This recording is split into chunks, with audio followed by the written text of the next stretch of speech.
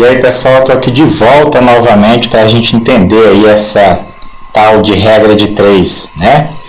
Eu vou começar aqui com um exemplo já, mas antes nós vamos ver aqui o conceito. Então, como a gente já deve saber aí, já viu na aula durante o grupo, a regra de 3 é uma técnica usada para resolver um problema que se fecha com 3 números. Ou seja, é um problema que tem 3 números conhecidos. Se não tiver os 3, mas no final das contas vai ter, tá bom? Aí nós vamos aqui para esse exemplo 1. Olha só. Com 600 gramas de farinha de trigo, eu e meu irmão fazemos 50 biscoitos. Então, quantos biscoitos poderemos fazer com 1.800 gramas de trigo? Nesse caso aí, para eu resolver, primeiramente eu vou atrás das grandezas, ou seja, das medidas que estão sendo colocadas no problema, tá? Que palavras vão indicar essas medidas? São essas que estão ao lado dos números. Ao lado do número 600, eu tenho a palavra grama. Ao lado do número 50, eu tenho a palavra biscoito. Então, vou organizá-las aqui, palavra grama e a palavra biscoito. E colocar os números que estão ao lado delas.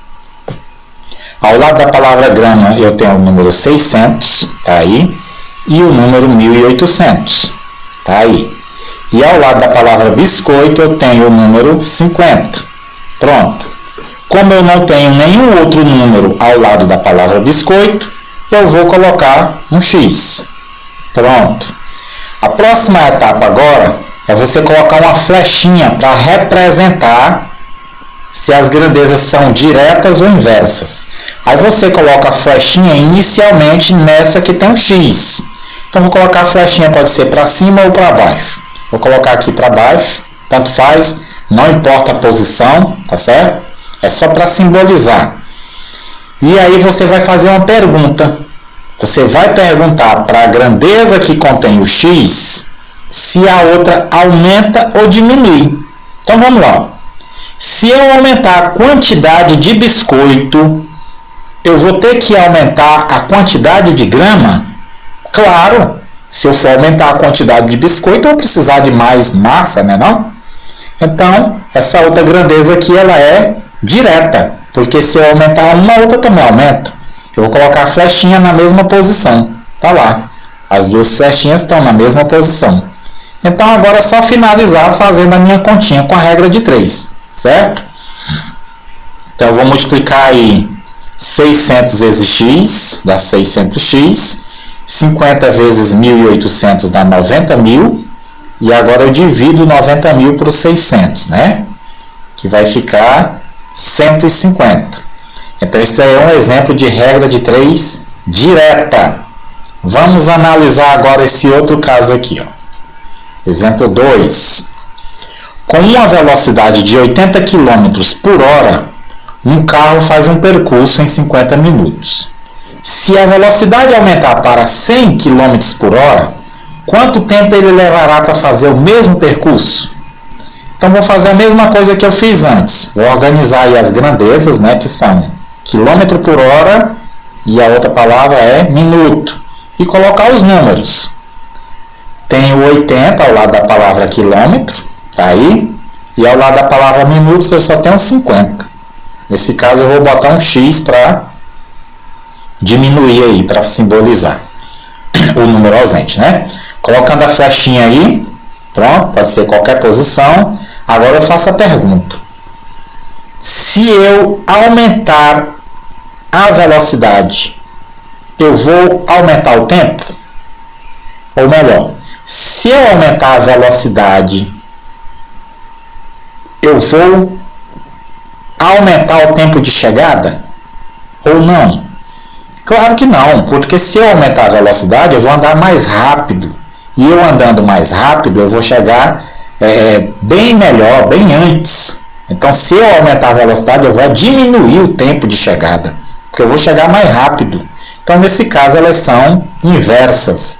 E eu coloquei aí as flechas de forma inversa. Aí nós vamos inverter os números da grandeza que não contém o x. No caso aí o 100 e o 80 está invertido de posição. E o 50 com o x permanece. O que tem um x é o único que eu não inverto, correto?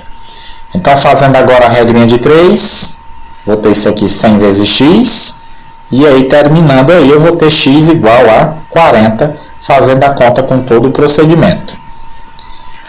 Nesse exemplo 3, nós temos um caso de regra de 3 composta, tá?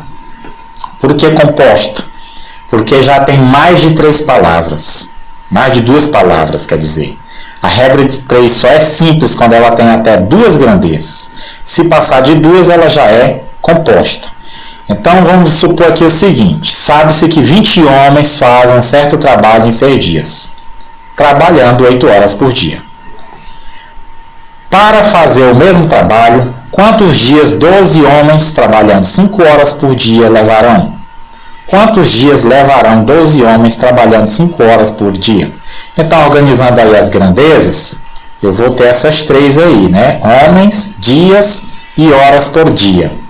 E colocando os números delas, eu vou ter esses daí, ó. Do jeito que eu fiz no problema anterior. Agora eu vou fazer a pergunta para a grandeza que contém o x. Se eu aumentar a quantidade de homens, vai aumentar a quantidade de dia de trabalho? Não, porque se eu aumentar a quantidade de homem, eu vou terminar a obra em menos tempo. Concorda? Então, se eu aumentar uma, vai diminuir a outra. Por isso que eu vou colocar a flecha invertida.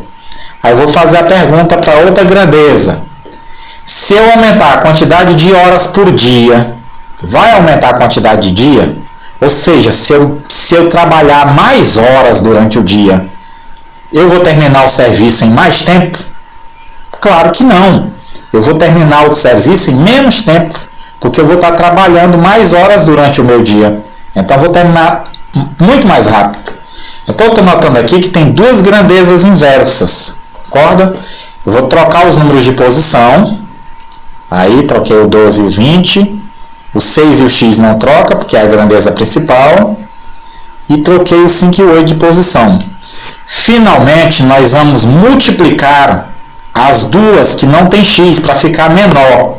Então, vou pegar o 12 sobre 20 e multiplicar por 5 sobre 80. Olha aí, ó. 12 sobre 20 vezes 5 sobre 80 e separar 6 sobre x.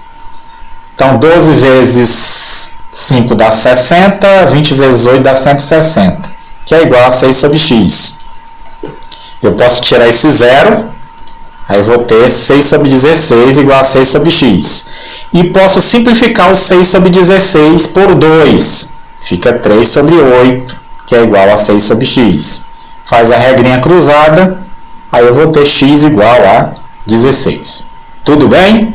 Então, tá por aí. Por enquanto é só isso mesmo. Um abraço a todos. Parar por aqui, tá bom? Tchau.